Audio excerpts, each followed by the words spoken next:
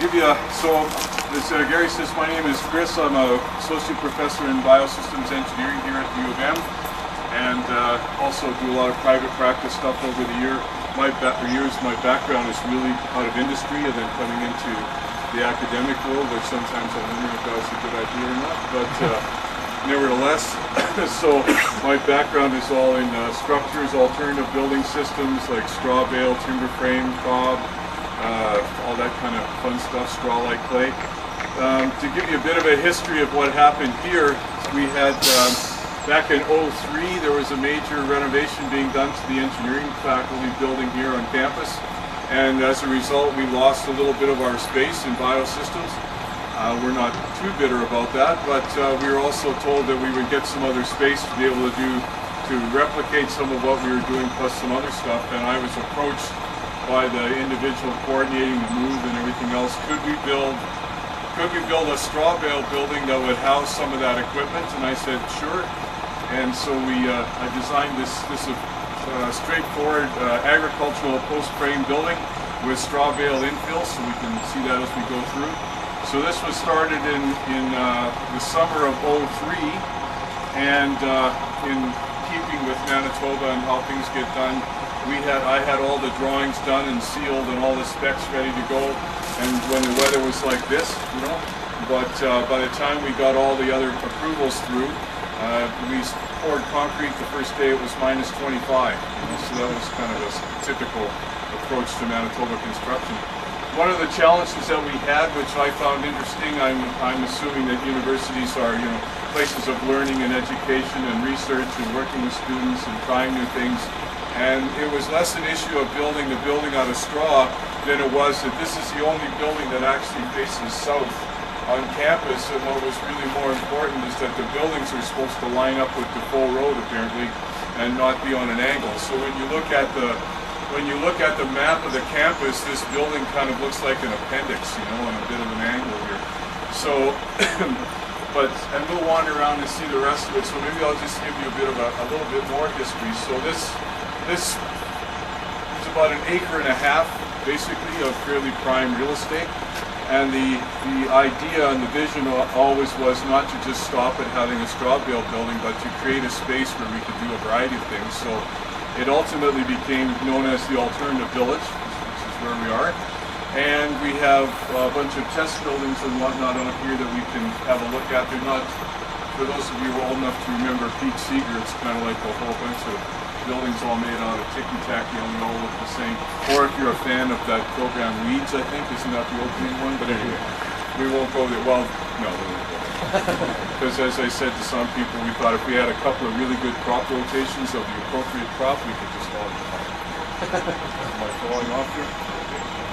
And buildings and do some testing and research and monitoring of structures that use alternative wall systems, different materials. The university said to me, well, you're going to need a building permit for those buildings. And I said, oh, okay. Then I said, well, that may cause some challenges with the research side of it. I phoned up my colleagues at the city of Winnipeg, but nevertheless we have an outside laboratory and whatnot. So I like to think that the straw bale building is a building that we do research on and research in, and these other test trees and whatnot, which we have some specimens just across the road. So feel free to corner him and he can take you over there. You can see what he's working on. That'll form one of the other test buildings. Our food in the back is on a slope. My hope is that it doesn't, I shouldn't say this on camera, but my hope is it doesn't get used too much and then we can actually put it to some other use later on. But anyway, I won't say anymore. So the building is 40 feet on the inside, 40 feet wide, 107 feet long, 18 feet to the ceiling, to the metal ceiling. The posts are nail laminated dimensional lumber 2x8 posts at a rather odd spacing of 6 foot 8 inches on center, and that's to accommodate the size of the bale, the straw bale. So we're using a typical 2-string wheat straw bale. So it's much easier to space your posts out at a convenient distance to deal with the modular unit than to cut all the modular units down to fit some standard size. So the truss spacing is a little bit different. The post spacing is a little bit different. It's, you'll see a so-called truth window down at the other end so you can see what it looks like inside. But the walls are covered on the outside with a Portland cement based plaster, which that's more in keeping with what what in this case this building was all done under code and whatnot through the provisions of the city and the university and whatnot. So at that point the city was more comfortable seeing Portland cement. Then the inside is also a Portland cement base, but the lime content and whatnot on the outside is greater than the lime content on the inside, so you have less porosity in here, and the permeability is less, so you have less of an issue with vapor. There is no vapor barrier and there's no air barrier, so it's strictly just a plaster on straw, and that's all there is to it, basically. The inside, you'll notice there's no control joints, there's none of that, and that was partially because I was interested in seeing what happens in terms of where the cracking might take place. So I mean, it's a research building and that's fine. All the cracking that you see here happened basically in the first winter, and that was it. And that's right in line with where you can see there's a stiff point there, basically where the post is. We haven't gotten up there, but you can see a bit of a repair job. It's a very simple thing to seal up. You go up there with some acrylic caulking and a paintbrush, and you just dab it all in, and you can't even see it after a while. You said the posts were 2 by 8? 2 by 8. And 6 feet on center? 6 foot 8. 6 foot 8 on center, okay. And they're a 4-ply 2 by 8. Okay, okay.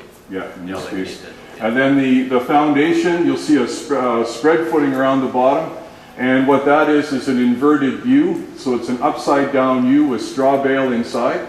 So you have the straw bale encased within the concrete. One reason is that you get some insulation from that. The other is that on my private practice side, we do a lot of buildings where we use a waffle slab and we use straw bales as the lost forms. So when you get a highly compressible or a soil that's really susceptible to movement because of moisture, then it's got a way to compress the foundation. So the bale compresses, but the concrete remains happy, basically. So you have a structural slab and you have that movement. So we just wanted to see how that would work, and there hasn't been, well, that's what, the winter of '03, I guess. The day we were laying bales, it was, well, we built the whole building, put the roof on, so it was like a giant hay shed, and then we encased it in tarps. And the first day we started laying bales, we had this huge wind and everything was blowing, and I live just east of town. I'm driving in, I'm thinking, I'm going to get to campus and this building's going to be 100 meters from where it's supposed to be, but actually it was fine.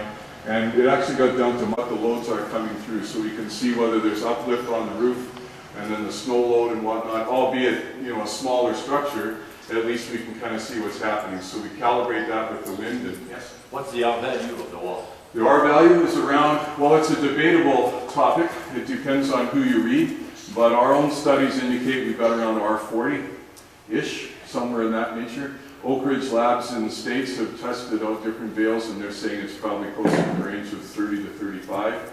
Others will claim more, but I mean, there's the number, but then there's also the performance. And the only thing that heats this building are these electric unit heaters up at the top, which were not our first choice, but that's what the designers want, or the university wanted to use. So you're all familiar with, you know, winning the war but losing the odd battle along the way.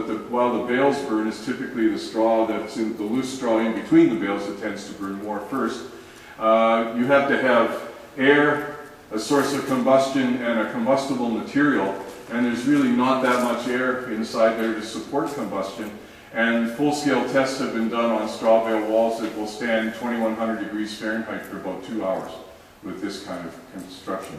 So you actually have a better system than you have in regular track building, because regular track built homes will have maybe a 45-minute fire rating, if that. So these actually can be used for commercial construction, and we've used them for that as well. The other one is, what about rodents and all that sort of stuff? Well, I can't deny that we see the odd mouse running around in here, because this is a pretty happy place to be. But it's just like any other building. I mean, I shouldn't admit it, but we've got mice in our house, and it's just a regular wood frame building. So if you provide them with a way to get in, they'll find their way in. So, but and I can't deny that probably the odd mouse has been trapped inside when the wall is being built, and I'm assuming that they're not a very happy mouse anymore at this point. But you never. It's really like everything. You just want to keep everything well sealed. That's the only thing.